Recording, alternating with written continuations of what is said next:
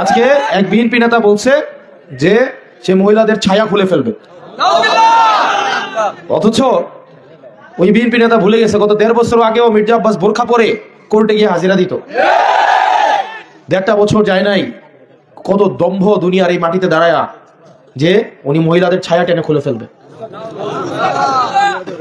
আজকে তাদের বাক ফিরে আসছে, তাদের এখন মোটামুটি মানুষের অভাব নাই, হাক ডাক দিলে প্রচুর মানুষ জড়ো হয়।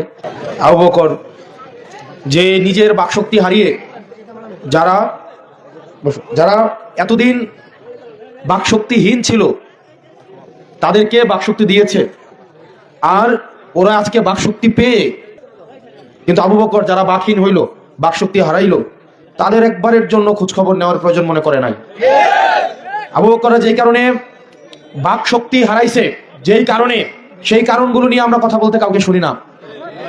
আবু বকর যে পরিবর্তনের জন্য রাস্তায় নেমে আসছে, মাইনুদ্দিনরা যেই কারণে কবরে গিয়েছে, যেই ফেসিবাদের লড়াইয়ের জন্য, সেগুলো নিয়ে আমরা কোনো কথা বলতে কাউকে শুনি না। যাই হোক, মাটি উপরে দম্ভ অহংকার, এগুলোর অহংকার আমরা দেখছি। এবং এভাবে আর কতদিন? ভোট দিন পরিবর্তনের পক্ষে, ভোট দিন ন্যায় ইনসাফের পক্ষে।